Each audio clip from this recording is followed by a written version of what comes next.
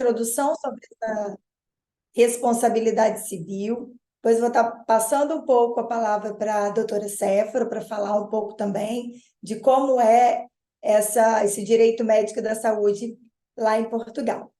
Tá bom? Então, a gente vai falar de uma teoria agora, um pouco, para a gente entrar na parte mais leve, descontraída, para a gente trocar uma ideia. Tudo bem, doutora Séfora?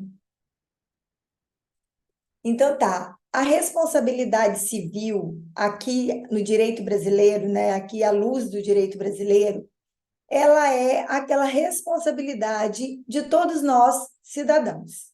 Ela está pautada no artigo 927 do nosso Código Civil, que fala: aquele que, por ato ilícito, causar danos a outrem, fica obrigado a repará-lo.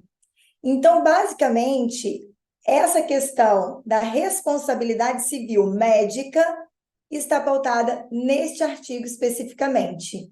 Aí a gente puxa, com esse artigo 927, a gente atrai o artigo 186, também do Código Civil, que diz: aquele que, por ação ou omissão voluntária, negligência ou imprudência, violar direitos e causar dano a outrem, ainda que exclusivamente moral, comete ato ilícito. Então, na área médica, a gente tem aquelas peculiaridades da negligência, imprudência e imperícia, que, caso o médico cometa algum erro ou tenha algum ato falho no momento do atendimento, no momento de uma cirurgia, ou mesmo em algum erro médico, né? Ele tem a responsabilidade de indenizar, de reparar o seu dano. Então, a responsabilidade civil médica, basicamente, é isso. Se o médico cometeu algum ato ilícito, ele tem que reparar. E aí, a gente tem as divisões de responsabilidade objetiva e responsabilidade subjetiva. Por que a gente tem essas divisões quando a gente fala de responsabilidade civil? Porque quando eu quero responsabilizar alguém, eu tenho que saber a quem eu vou responsabilizar. Quem que tem a responsabilidade? É o médico? É o hospital? É o plano de saúde? Quem que tem a responsabilidade? E quando a gente fala de responsabilidade objetiva ou subjetiva, é o seguinte: a responsabilidade objetiva, ela não precisa apurar culpa. Ou seja, normalmente ela é indicada para hospitais, para CNPJs, um consultório da área médica, alguma coisa nesse sentido. A responsabilidade é objetiva, ou seja, eu não tenho o sujeito da ação. Por isso, a subjetiva é diferente. Quando eu falo de responsabilidade subjetiva, eu tenho que apurar essencialmente a culpa daquela pessoa. Então, a gente tem a responsabilidade civil e dentro da responsabilidade, dentro deste instituto, a responsabilidade objetiva e a responsabilidade subjetiva. Gente, essa responsabilidade civil, como eu disse, quando fala de direito médico, direito da saúde, os médicos, eles pensam em quê? Responsabilidade civil. Eles acham que eles só serão demandados judicialmente por conta da responsabilidade civil. Normalmente, é isso mesmo. Só que hoje, com a publicidade médica, né, com a questão das redes sociais, do médico tá querendo mostrar também o seu trabalho, né, gente? Porque todos nós precisamos de divulgação. Não que o médico não possa, ele pode divulgar o seu trabalho, mas ele tem várias restrições no Código de Ética Médica.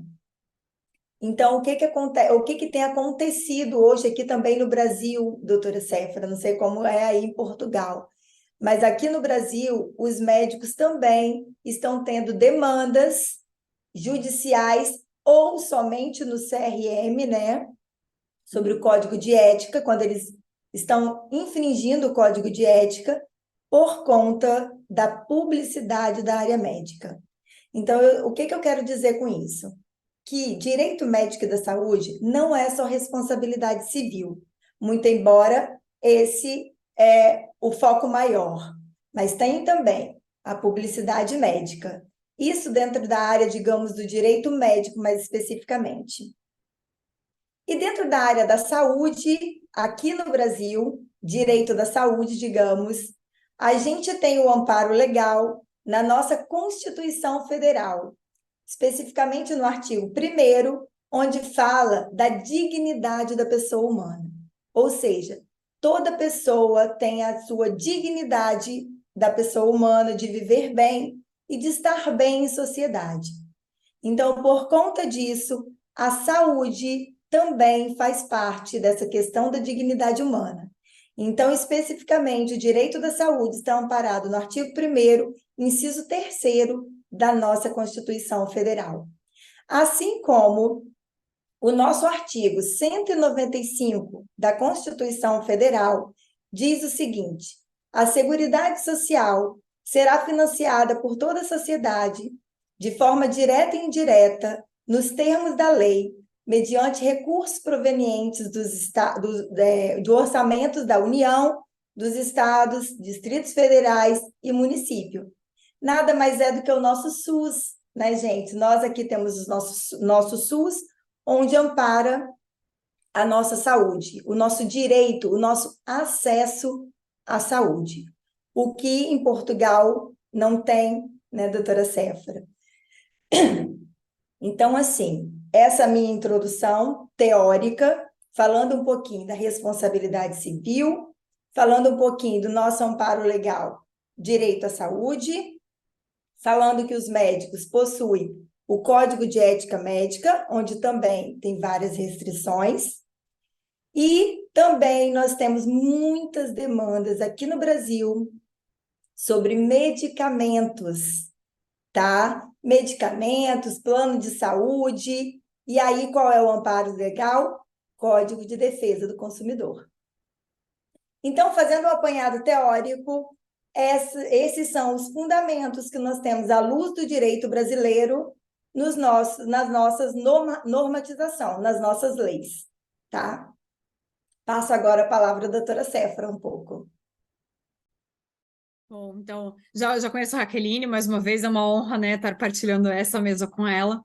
E para contar aqui um pouquinho da versão um pouco brasileira, é interessante a gente ver que no Brasil algumas coisas, sobretudo na área médica em geral, a gente vai recorrer ao Código do Consumidor, não é? Ao mesmo tempo, a gente tem um código de ética que impede certas publicidades porque não é uma atividade mercantilista, mas eles são julgados, querendo ou não, como se mercantilistas fossem, não é pelo direito consumidor. Já em Portugal vai ser um pouco diferente. Primeira coisa que aqui acho que não lembro de ter visto no Congresso, mas já fica a dica para o segundo, não é uma mesa só sobre o direito do consumo. Muitos chegam em Portugal e acham que o direito do consumidor é retrógrado porque a gente só tem uma lei, a gente não tem um código nem nada disso, sabe? Mas é porque efetivamente aqui não há tanta necessidade de proteção do consumidor. Então, basicamente, não precisa ter tantos instrumentos de proteção. Mas e isso já é aqui um diferencial e que, portanto, o médico aqui certamente não responde por um ato consumerista de todo, não é? Porque, efetivamente, em Portugal, considera-se que o médico, a prestação de saúde é efetivamente um ato que não é mercantilizado, pelo contrário, não é um serviço reconhecido na Constituição da República Portuguesa e tudo isso. E também, como foi aqui trazido pela Raqueline, aqui em Portugal a gente tem o chamado Serviço Nacional de Saúde, ou SNS, não é o SUS. E esse Serviço Nacional de Saúde, inclusivamente na Constituição da República Portuguesa, refere que ele não é gratuito.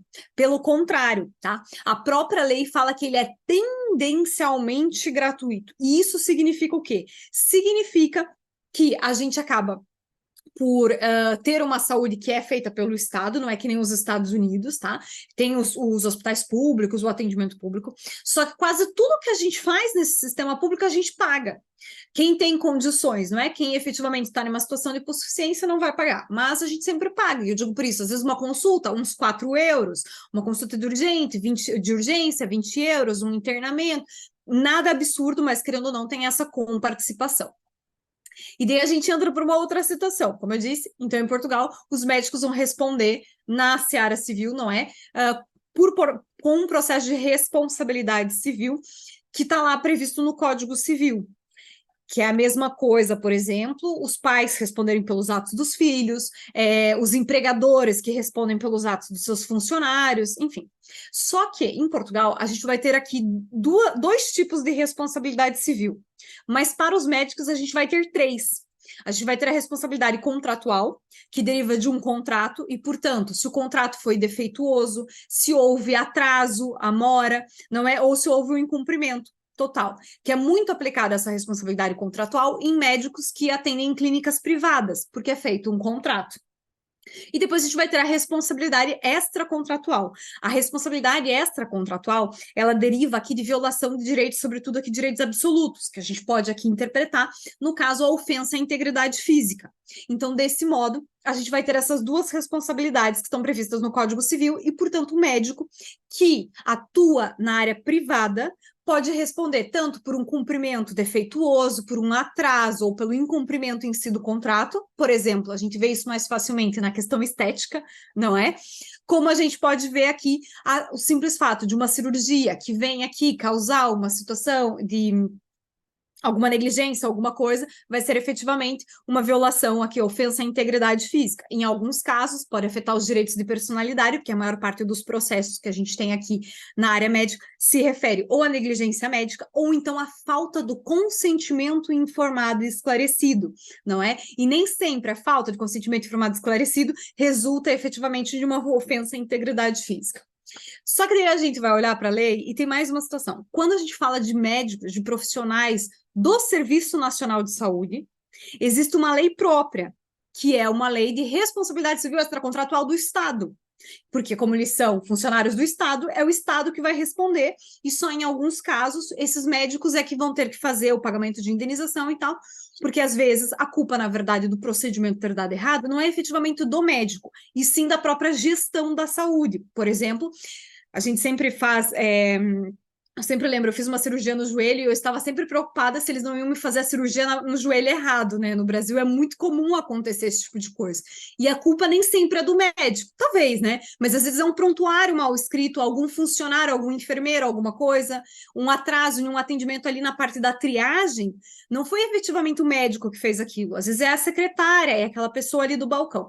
E, portanto, nesses casos, a falta do serviço, não é? Vai ser por essa lei. Tá? Então, vocês já viram, o médico que trabalha tanto no público e no privado, mesmo que seja o mesmo ato, a depender se ele está trabalhando na clínica ou se ele está trabalhando para o Estado, ele vai responder por leis diferentes. E assim, não é só responder por leis diferentes. Para vocês terem ideia, a responsabilidade contratual, eu tenho um prazo de 20 anos para processar, enquanto que na responsabilidade extracontratual são 3. Então, trabalhar para o Estado, eu corro risco de só ser processado depois do meu ato em 3 anos. Enquanto que eu estou em uma clínica privada, que eu fiz um contrato, pode ser até 20 anos eu posso ser demandado, não é? Então, é uma coisa que, assim, é quase que uma aberração jurídica, e efetivamente tem várias discussões em Portugal, de será que nós não deveríamos fazer, assim, um código médico, não é? Um código da saúde específico, assim como a gente tem o código do consumidor, para tentar estabilizar, porque efetivamente o mesmo médico, o mesmo procedimento vai ter um caminho totalmente diferente nos tribunais. Não só por causa da lei da prescrição, mas também o próprio tribunal. No Brasil, a gente vai ter aqui uma discussão, a gente vai ter aqui os tribunais federais, estaduais, enfim, não é? Aqui em Portugal a gente tem 2 vias, administrativos e fiscais, e os judiciais. Administrativas e fiscais é processar o Estado, processar o hospital, processar o INSS, né, a Segurança Social, processar as finanças, a Receita Federal, tudo que é processo onde envolve o Estado é nos administrativos e fiscais, enquanto que tudo que envolve o privado é no Tribunal Civil. Então, pensem só, o mesmo médico que faz o mesmo parto, 2 partos, um dia de manhã faz uma clínica privada e à tarde faz numa clínica do governo. Se ele fizer alguma coisa errada nos 2 partos, em um deles, no privado, ele pode ser demandado até 20 anos depois, e é no Tribunal Judicial, que é muito mais rápido. A demanda anda mais rápido. Enquanto que esse mesmo parto, o mesmo erro, em um hospital público, ele pode ser demandado só num prazo de E quem vai ser demandado, na verdade, é o Estado, e talvez o Estado chame ele para participar da ação. Então, a gente acaba tendo, de certa forma, uma proteção maior dos médicos dentro do público. E é por isso que não é busca-se essa tentativa de estabilização, mas que até hoje não vingou nenhuma proposta. Mas isso é só para a gente ver, não é que no Brasil a responsabilidade civil a gente vai ter esse contraponto, eu acho que é ótimo a gente ver, né? Pô, direito do consumidor e não pode publicitar, não tem, é uma mercantilização, mas ao mesmo tempo, não é? Tem um tratamento como se fosse, enquanto que em Portugal a gente vai ter assim, depende da hora. Depende em qual hospital estava trabalhando, vai ter um sistema diferente, não é? A ser aplicado. Não sei, Raquel, se tem. E assim, por exemplo, aqui no Brasil, eu acredito que também existe muita proteção realmente aos médicos. A proteção ela vem do Estado, ela vem dos hospitais, porque normalmente, de fato, os hospitais também que são demandados, eles são, né, dessas instituições ou estaduais, né, ou municipais. Então, de fato, tem essa apuração muito ampla sobre, por exemplo, você conseguir provar uma culpa do médico não é uma tarefa fácil, tá? Por quê? Porque eles vão procurando prontuário, vão procurando coisas minuciosas ali dentro daqueles prontuários, coisas que, olha, não é culpa, enfim, é um processo muito longo. A gente tem processos, por exemplo, de pessoas que às vezes demandaram por urgência e veio a óbito e o processo não andou. Então, a gente vê que essa proteção realmente aqui no Brasil, do Estado, dessa classe, é uma coisa bem restritiva.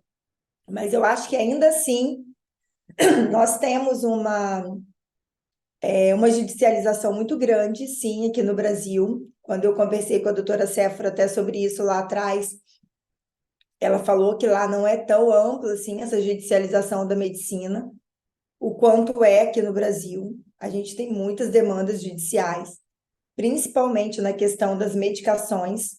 Como eu te disse da outra vez, doutora Séfora, e a todos aqui que estão ouvindo, hoje é muito comum a negativa dos planos de saúde quanto a uma medicação mais cara.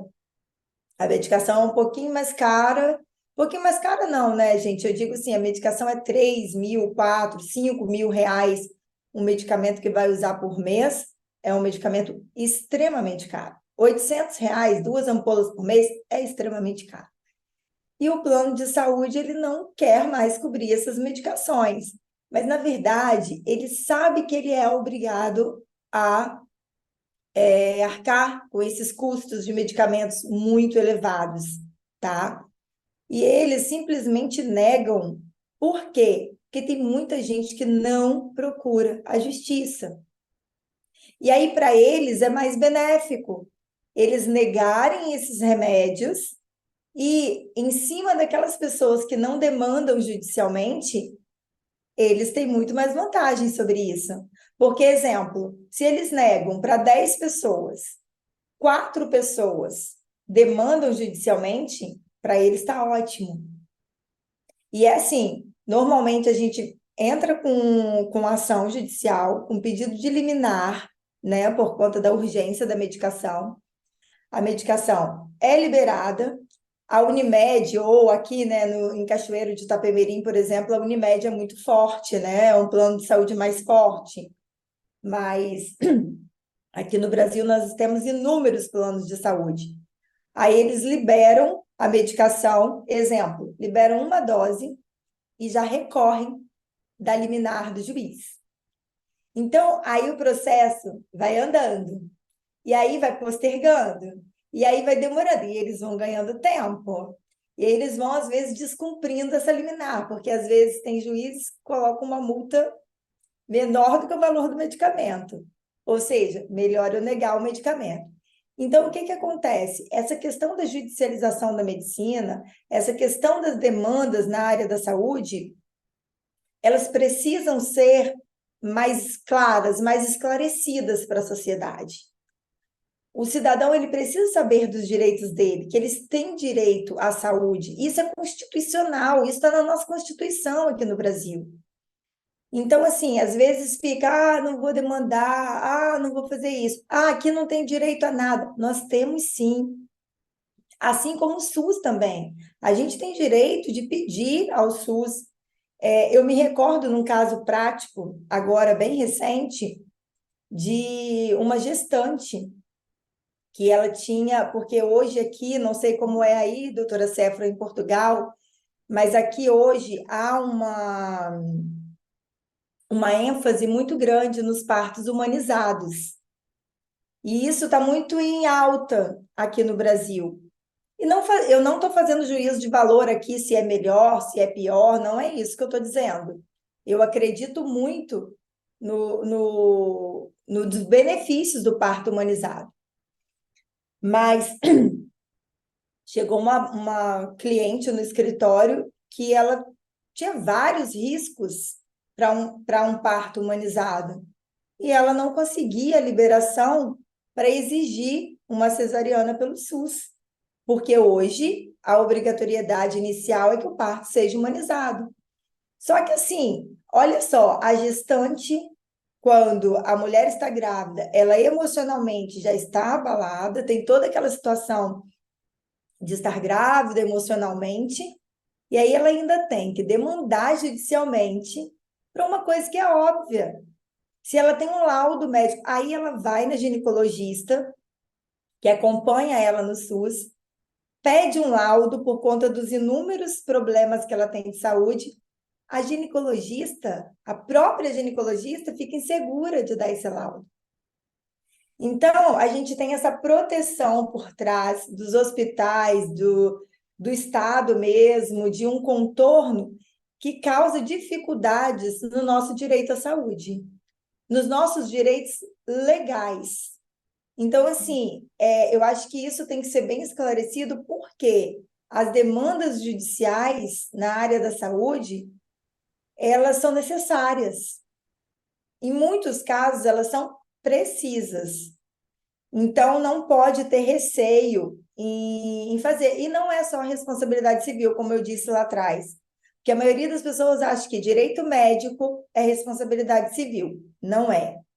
Tem inúmeras vertentes. E a gente tem que pensar que a nossa Constituição, ela fala da nossa dignidade humana, do nosso direito à saúde, do nosso direito à vida.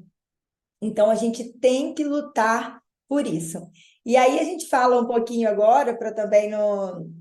Senão daqui a pouco o nosso tempo acaba, né? A gente entra um pouquinho nessa questão das diretivas de vontade, que hoje é um enorme problema para nós brasileiros. Por quê? Nós ainda não temos nenhum amparo legal para as diretivas de vontade. É mais essa linha da bioética, é mais os tratados internacionais, mas a gente, legalmente, aqui no Brasil, a gente ainda não tem muito amparo legal para as diretivas de vontade. Então, eu gostaria que você falasse um pouquinho sobre isso, como é em Portugal, né? Depois eu falo aqui no Brasil um pouquinho também, que aqui eles têm inúmeras restrições, né, sobre as diretivas de vontade, e eu vejo que aí em Portugal está aí passos rápidos, assim, né, em relação a nós aqui brasileiros que estamos em passos lentos, mas eu também não sei se nós estamos em passo lento ou se realmente é uma cultura do nosso país, né, um país mais tradicional, posso dizer assim. Não estou falando de opinião pessoal, estou falando num todo mesmo, como está o nosso país no sentido, mesmo dessas questões das diretivas de vontade.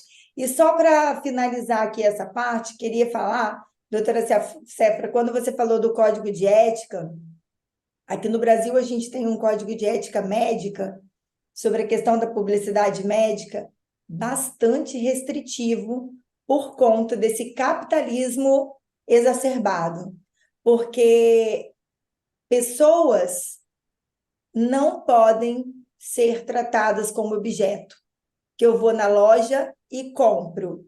O capitalismo, sim, ele existe, a gente tem que divulgar nosso trabalho, óbvio que nós temos que divulgar, mas nós temos que ter cuidados, porque os médicos, eles lidam com vidas e não com objetos.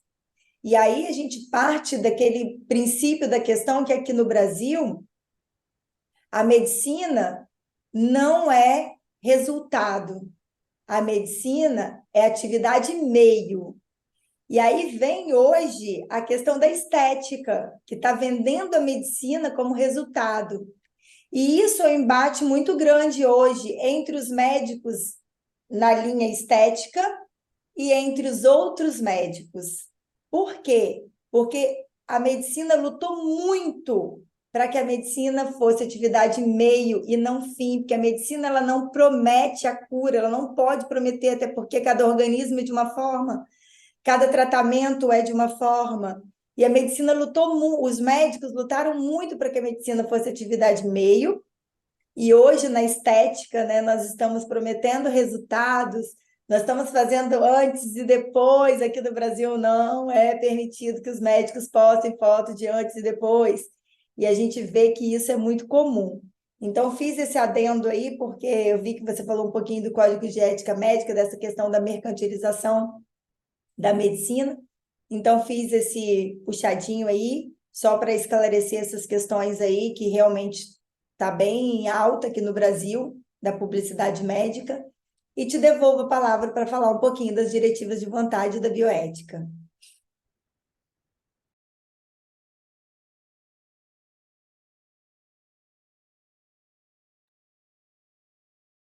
Travou, Janaína? Olha, eu acho que a doutora Séfora travou, mas enquanto isso, eu vou te dizendo o seguinte, doutora Raqueline tem uma série de perguntas. Já vou então fazer uma que ela é do Brasil e as outras acho que são mais voltadas para Portugal. Então, com relação ao Brasil, a primeira pergunta é assim, doutora, no caso de negativa de bariátrica, paciente com IMC 48, grau de risco, levar o caso para a ouvidoria do plano de saúde é eficaz ou melhor via é judicial devido à tutela de urgência? Então, olha só o que que acontece. O conselho é, todas as vezes que você tiver que fazer alguma coisa, primeira via administrativa. Tendo a negativa da via administrativa, iremos para a via judicial. Por quê? Porque, olha só, de fato, se você levar até a ouvidoria e a ouvidoria não te esclarecer, não te der uma resposta contundente, porque normalmente a ouvidoria ela tem um tempo para te responder, tá? Então, isso não vai atrapalhar uma liminar, porque a ouvidoria também normalmente ela tem 48 horas ou 24 horas, não é um tempo extenso, não, é um tempo curto. Espera o resultado da ouvidoria ou faz uma reclamação no hospital, mas vai pedindo laudos médicos, por quê? Para a gente judicializar, a gente tem que ter uma base, a gente tem que ter provas, a gente tem que ter um laudo contundente de que você buscou da via administrativa e não conseguiu. Por isso, nós estamos indo para a via judicial. Porque uma liminar hoje, aqui no Brasil, ela sai muito rápido, tá? Normalmente, na área de saúde, hoje, liminares estão sendo decididas em 24 horas. Algumas até em horas, por conta de se tratar de saúde. Mas sempre procurar a via administrativa antes para depois judicializar. Doutora Raqueline, acho que a doutora Séfora conseguiu retornar. Desculpa, Sim, eu acho que sobreaqueceu o computador, tá aqui também ligado. Às vezes a gente deixa o dia inteiro ligado, 2, 3 dias, e não, acho que aconteceu isso. sem, Peço sem desculpa. problema, doutora Séfora. Eu aproveitei para fazer uma pergunta que era voltada para o caso brasileiro, né? E eu tenho Sim, assim, sim, eu estava dizendo que acompanhei. tem N perguntas aqui que são relacionadas a Portugal, mas eu vou deixar você Eu vou, falar. em 5 minutinhos, causar mais Tá. perguntas ainda. Ah, meu Deus. Eu ia dizer que aqui, como a Raqueline estava falando, no Brasil a gente vai ter muita ação contra o médico, né? Ou então contra os planos de saúde para fazer isso. Em Portugal a gente não tem plano de saúde. Em Portugal a gente tem seguro de saúde, que é o quê? Você paga e na verdade, assim, é como se fosse te reembolsam as despesas que você tem. Como um seguro faz, sabe, seguro de viagem, de saúde? É assim que funciona. Então, a gente não tem esse tipo de questão da medicação, nem nada disso. Foram poucos os casos, a gente teve um caso muito famoso em 2008, que era o remédio para hepatite, e muito recentemente, agora na pandemia, um remédio milionário, caríssimo, em que foram nas redes sociais uma modelo e umas crianças, e simplesmente o Estado passou a pagar. No Brasil é muito comum as ações do glioblastoma multiforme, um cancro um câncer de cérebro, que custa assim R$ 80.000 por mês o Temodal. Em Portugal, esse remédio é o remédio normal dado no sistema, no Serviço Nacional de Saúde. Então, é muito difícil, não é necessário entrar com essas demandas. Então, o que a gente vê efetivamente são demandas contra os médicos, em termos de erro médico mesmo, ou essa questão do consentimento informado. E um dos casos, por exemplo, são as chamadas wrongful actions. É quando uma mulher dá à luz a uma criança com uma deformação. E como aqui em Portugal é possível abortar até até as 10 semanas, simplesmente por querer, e depois até as 24 semanas por deformidade na criança, se ela tivesse sido informada da deformação da criança, ela teria tido ou mais liberdade para poder abortar, não é um direito ao aborto, mas ela poderia ter tido essa opção, ou mesmo ela poderia aqui ter avançado com uma preparação psicológica para receber uma criança. E aqui já fica um alerta que isso não deixa de ser uma eugenia, se vocês levarem em consideração que no norte da Europa, países escandinavos, já não existe quase crianças com síndrome de Down. Por quê? Porque devido a essa possibilidade do aborto, assim que os pais têm conhecimento, a gente já discute aqui quase que uma obrigação parental de abortar para dar um futuro melhor, efetivamente, para essas crianças, para elas não terem que efetivamente sofrer. Isso quer dizer, aqui a gente entra em várias discussões bioéticas, não é? E outra questão também que foi trazida pela Raqueline é a questão das diretivas antecipadas de vontade, que, para quem não sabe, também conhecido como testamento vital, o Brasil só tem uma resolução do CFM que fala sobre essa possibilidade, porque muitos médicos acreditam que são deuses e que eles têm que controlar o fluxo da doença e é salvar por salvar. E em alguns casos, vão lembrar, provavelmente o caso do Jô Soares, ele decidiu voltar para casa e ter a morte dele em casa, com a família. Então, uma ideia aqui paliativa, querendo ou não, e que cada vez mais vem se lutando no Brasil por isso, e aqui em Portugal também, mas é permitir também a escolha do doente, digamos assim, de desistir do processo, não é de não ter medidas invasivas para protelar a tal da vida biológica, porque a vida biográfica já não está mais ali. Então, nesses casos, eu previamente posso deixar estipulado, como, por exemplo, não fazer massagem cardíaca, não fazer diálise, quando eu não tiver mais condições. E aqui em Portugal, isso já é previsto em lei desde 2012, já foi regulamentado em 2015, e, portanto, você pode ir num centro de saúde, falar com um médico, preencher um documento, dizendo que concorda ou que não concorda, ou até mesmo nomear uma pessoa, um familiar seu, que é ele que vai tomar as decisões médicas por você, vai intermediar, às vezes um amigo, por quê?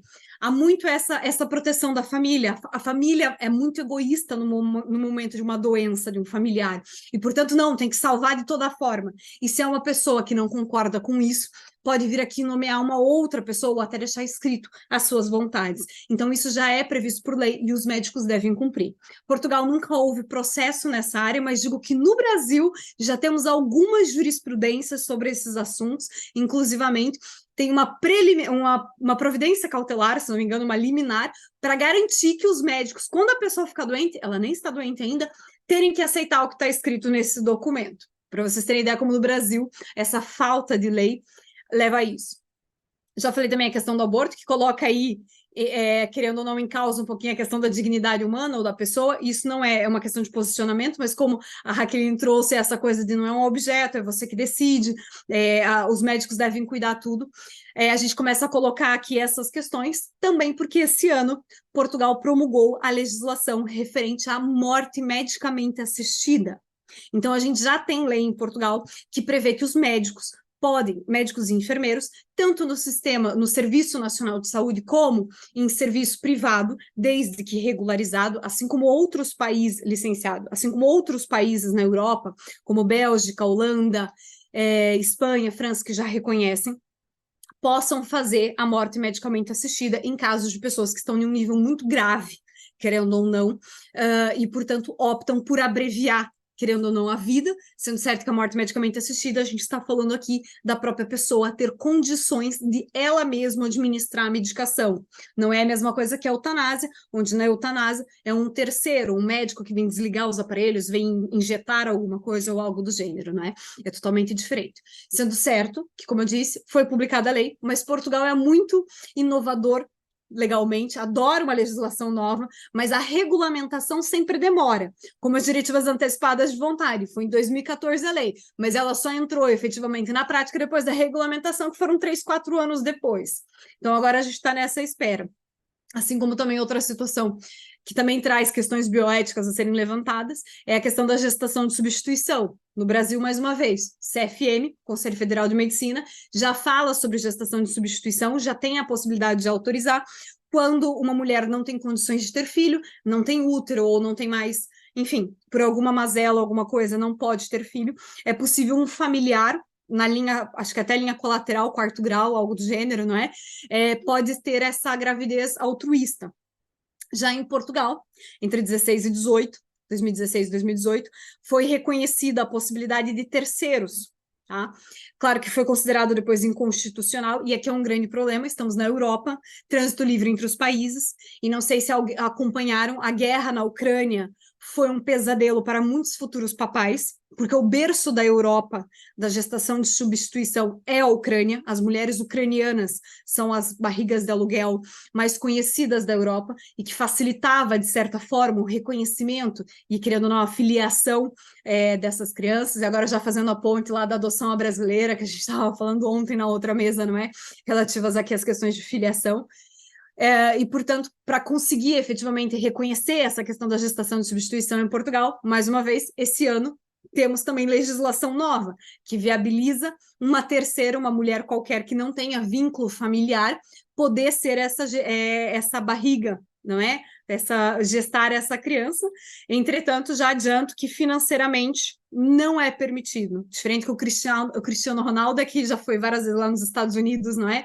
Pagar, na Ucrânia se paga também, mas em Portugal não é permitido também essas questões. Mas isso foi só para aguçar aí as questões, né, Raqueline? Como falou ali da questão do direito à vida, dessa questão de proteção, como a gente coloca em choque para algumas pessoas, e levando em consideração que Portugal e Brasil são países altamente influenciados pela religião, sobretudo a católica, no Brasil agora mais, né, a parte evangélica, mas em Portugal ainda muito forte a questão do catolicismo, a gente vê como, opa, coisas estão mudando, não é? Rapidinho, Janaína, eu sei que a gente já está no tempo limite aqui, mas só para dizer que aqui no Brasil agora não podemos nomear como barriga de aluguel, sim como barriga voluntária. E o CFM, perdão, já está fazendo algumas alterações para que possamos ter essa pessoa mesmo que não tenha nenhum parentesco conosco. Tá? Então, já tem alguns casos já que o CFM já aprovou e algumas clínicas hoje aqui no Brasil de fertilização in vitro, né, já estão fazendo esses procedimentos de barriga voluntária. A gente não pode usar mais O o barriga de termo aluguel barriga de é uma aluguel, né? expressão péssima, né? Aqui a gente usa muito a gestação de substituição, mas efetivamente é muito complicado. Contanto que essa lei, só para vocês terem ideia, a mulher que se prontifica nessa gravidez altruística, ela só pode se prontificar 2 vezes. Ela não pode ser.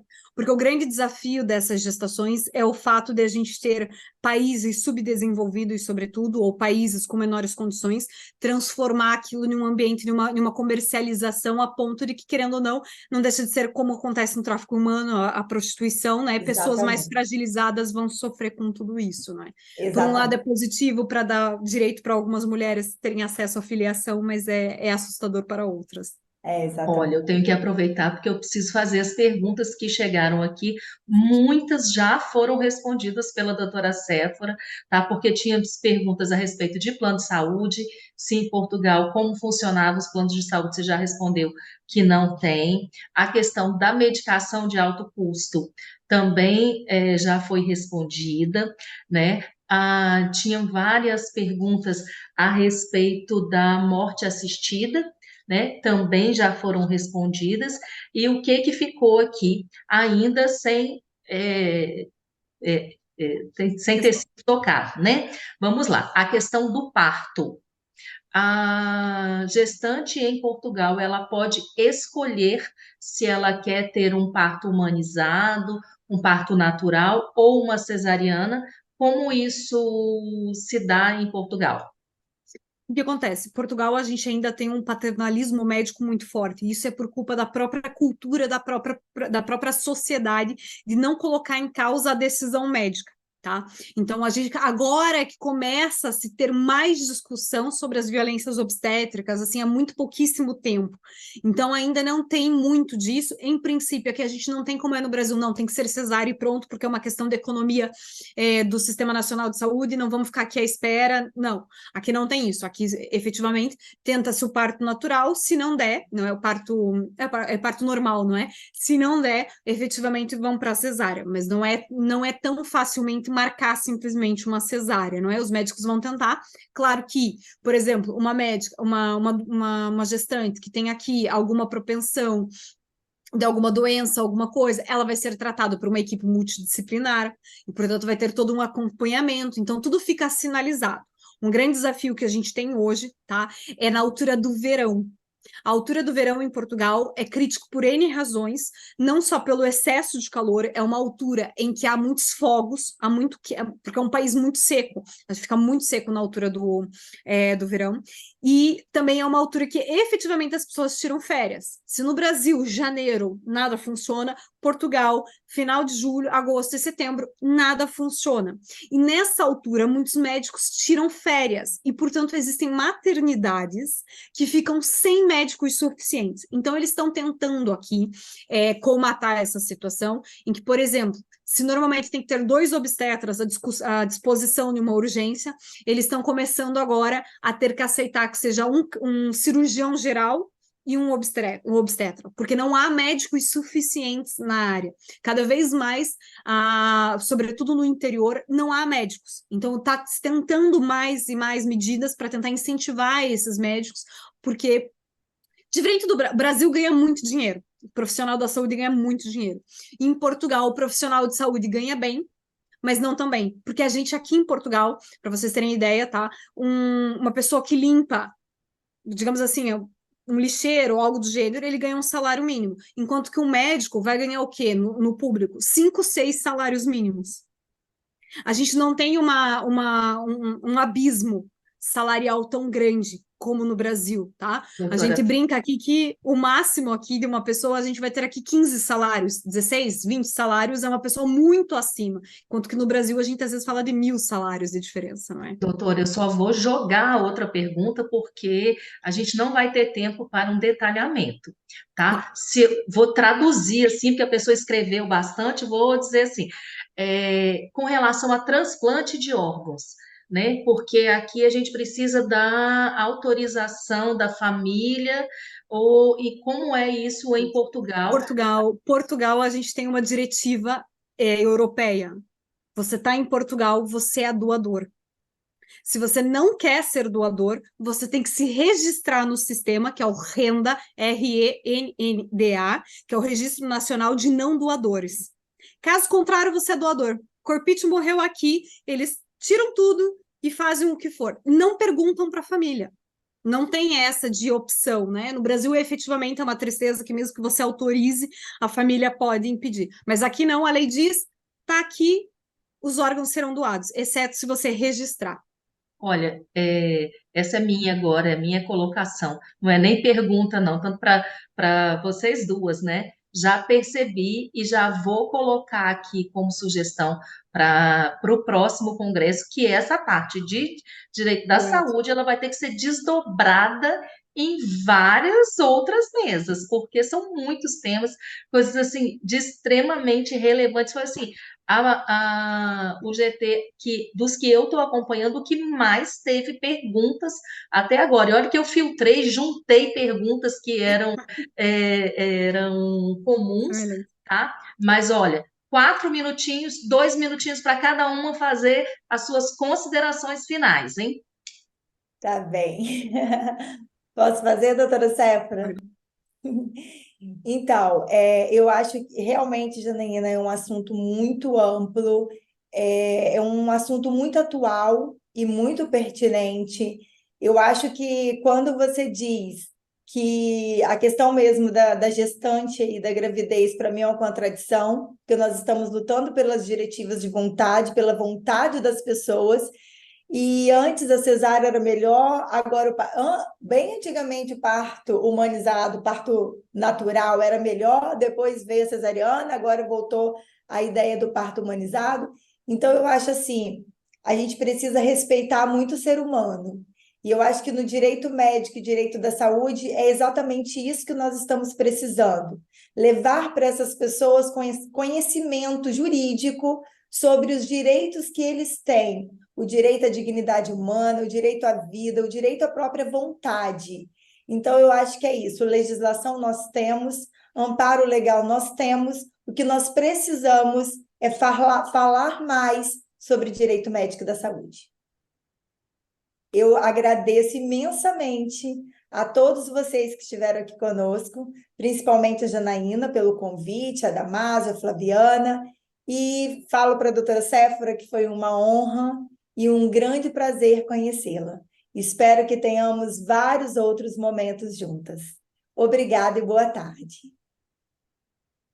Bem, eu acho que muito bem colocado o que a Raquel falou, porque efetivamente muitas pessoas são desinformadas. E assim como nas outras mesas de família, eu também falei, cada vez mais a gente tem que se preocupar com o preventivo, é ter acesso às informações e permitir analisar, às vezes. Claro que a gente vai ter as diretivas antecipadas de vontade, tem essa situação do renda, a questão dos órgãos, não é? Tem a questão da própria questão da morte medicamente assistida, que já digo que o brasileiro, porque Portugal é conhecido como um ponto de turismo da saúde, porque é uma referência na Europa em termos de saúde, e para além de ter várias ligações, não só com o Brasil, mas também ligações com os países de língua africana, não é? Devido até 75, eles eram Portugal, né? Só depois de 75, com a Revolução, é que viraram os 5 países, Guiné, Angola, Cabo Verde, enfim.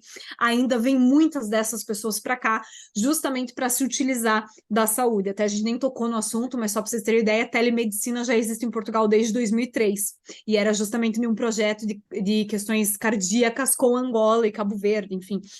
E, portanto, a gente tem um certo avanço. Claro que no Brasil, principalmente a área privada, é muito mais avançada e se coloca efetivamente no Brasil, sobretudo, a questão da informação, de que as pessoas, às vezes, têm aquele embate, foi o que a gente discutiu até, né, Raqueline? Quem tem acesso à informação normalmente é quem tem dinheiro e que até teria a possibilidade de resolver aquela situação financeiramente. E as pessoas que efetivamente precisavam ter acesso àquela medicação, àquela coisa, não têm acesso à informação que permitam pleitear com justiça gratuita, não é? Porque não tem esse conhecimento. Portanto, efetivamente, a gente precisa ter mais força nessas questões. E, para além disso, também tem que concordar, Janaína, a gente tem a questão da bioética em si, porque a gente coloca em causa do que o que é melhor para o doente, na verdade, vai depender do doente, vai depender do médico, vai depender de tudo.